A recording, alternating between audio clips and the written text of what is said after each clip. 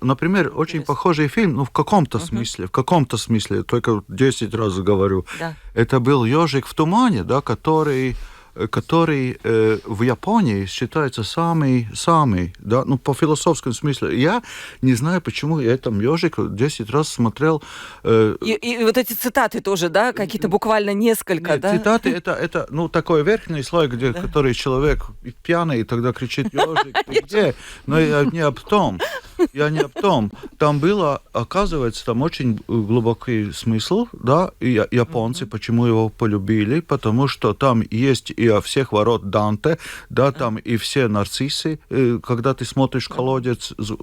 И в этом фильме «Флоу», да, художник Зилбалодис, да, это откуда? Я всегда думаю, откуда какой-то такой талант, просто который умеет говорить на универсальном языке.